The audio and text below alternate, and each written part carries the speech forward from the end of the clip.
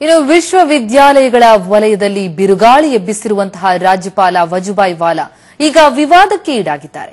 ಈ ಹಿಂದಿನ ರಾಜ್ಯಪಾಲ ಹಂಸರಾಜ್ ಭಾರದ್ವಾಜ್ ನೇಮಿಸಿದ್ದ ಸಿಂಡಿಕೇಟ್ ಸದಸ್ಯರ ನಾಮನಿರ್ದೇಶನವನ್ನ ಹಿಂಪಡೆದುಕೊಂಡು ಹೊಸ ನೇಮಕಾತಿ ಮಾಡಿ ಕಾಂಗ್ರೆಸ್ ನೇತೃತ್ವದ ರಾಜ್ಯ ಸರ್ಕಾರಕ್ಕೆ ತಿರುಗೇಟು ಕೊಟ್ಟಿದ್ದಾರೆ.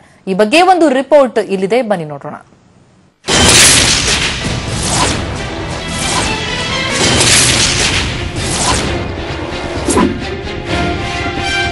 ಬಿಜೆಪಿ ಸರ್ಕಾರ ವಿಶ್ವವಿದ್ಯಾಲಯಗಳಿಗೆ ಮಾಡಿದ್ದ ನಾಮ ನಿರ್ದೇಶನಗಳನ್ನ ಕಾಂಗ್ರೆಸ್ ನೇತೃತ್ವದ ಸರ್ಕಾರ ವಾಪಸ್ ಪಡ್ಕೊಂಡು ವಿವಾದವನ್ನ ಮೈಮೇಲೆ ಎಳ್ಕೊಂಡಿತ್ತು.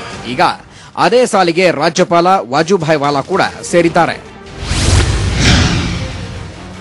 Syndicate versus syndicate. ಬೆಳಗಾವಿಯ ರಾಣಿ ಚೆನ್ನಮ್ಮ ವಿವಿಗೆ ಹಿಂದಿನ ರಾಜ್ಯಪಾಲ ಹಂಸರಾಜ್ ಭಾರದ್ವಾಜ್, ನೀತಾಬಾಯಿ ಪಾಟೀಲ್ ಮತ್ತು ಜಿ ಗುರುಸಿದ್ದಯ್ಯ ಅವರನ್ನ ಸಿಂಡಿಕೇಟ್ ಸದಸ್ಯರನ್ನಾಗಿ ನೇಮಿಸಿದ್ರು.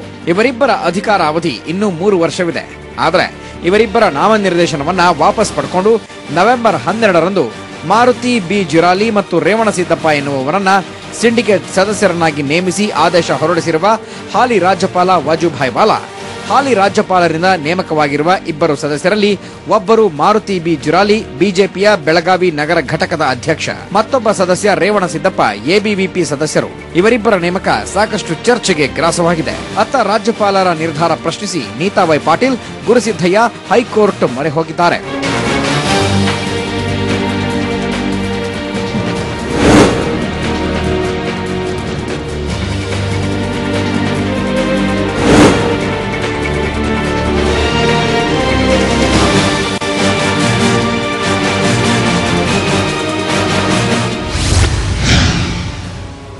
ನಾಮನಿರ್ದೇಶನ ವಾಪಸ್ ಹಿಂದಿರುವ ಅನುಮಾನಗಳನ್ನ ನೋಡೋದಾದ್ರೆ, ಕುಲಪತಿ ಬಿಆರ್ ಅನಂತನ್ ಅವಧಿಯಲ್ಲಿ ನೇಮಕಾತಿ ಅಕ್ರಮಗಳ ತನಿಖೆ ನಡೆಸುವ ಸಿಂಡಿಕೇಟ್ ಉಪಸಮಿತಿಗೆ ನೀತಾಬಾಯಿ ಪಾಟೀಲ್ ಅಧ್ಯಕ್ಷೆಯಾಗಿದ್ರು. 41 ದಾಖಲೆಗಳ ಪ್ರತಿ ಕೇಳಿದ ನೀತಾಬಾಯಿ ಪಾಟೀಲ್ ರಿಜಿಸ್ಟ್ರಾರ್ಗೆ ಪತ್ರ ಬರೆದಿದ್ರು. ನವೆಂಬರ್ 13ರಂದು ಉಪಸಮಿತಿ ಸಭೆ ನಡೆಯಬೇಕಿತ್ತು. ಆದ್ರೆ ನವೆಂಬರ್ 12ರಂದು ನೀತಾಬಾಯಿ ಪಾಟೀಲ್ ಅವರ ನಾಮನಿರ್ದೇಶನವನ್ನ ರಾಜ್ಯಪಾಲರು ವಾಪಸ್ ಪಡ್ಕೊಂಡಿರೋದು ಅನುಮಾನಕ್ಕೆ ಎಡೆ ಮಾಡಿಕೊಟ್ಟಿದೆ. ನಾಮನಿರ್ದೇಶನ ನಿಯಮಾವಳಿ. ಇನ್ನು ಯಾವಾಗ ನಾಮನಿರ್ದೇಶನ ವಾಪಸ್ ಪಡೆದುಕೊಳ್ಳಬಹುದು ಅಂತ ನೋಡೋದಾದ್ರೆ, ಸಿಂಡಿಕೇಟ್ ಸದಸ್ಯರ ವಿರುದ್ಧ ನಿರ್ದಿಷ್ಟ ಆರೋಪ ಮತ್ತು ಅಸಭ್ಯ ನಡವಳಿಕೆ ಕಂಡು ಬಂದಾಗ, ಅಲ್ಲದೆ ಯಾವುದೇ ಆರೋಪ ಸಾಬೀತಾಗಿದ್ದು ಕಂಡು ಬಂದ್ರೆ ಕರ್ನಾಟಕ ವಿವಿ ಸೆಕ್ಷನ್ 39/3ರ ಪ್ರಕಾರ ನಾಮನಿರ್ದೇಶನ ವಾಪಸ್ ಪಡೆದುಕೊಳ್ಳಬಹುದು.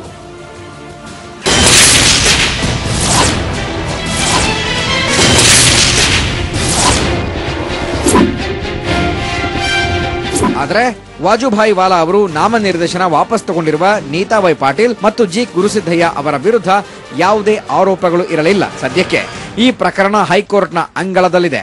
ಆದರೂ ವಜುಭಾಯಿ ವಾಲಾ ಅವರ ನಾಮನಿರ್ದೇಶನ ಪ್ರಕರಣ ಉನ್ನತ ಶೈಕ್ಷಣಿಕ ವಲಯದಲ್ಲಿ ಚರ್ಚೆಗೆ ಗ್ರಾಸವಾಗಿದೆ. ಜಿ ಮಹಾಂತೇಶ್, ಸುವರ್ಣ ನ್ಯೂಸ್.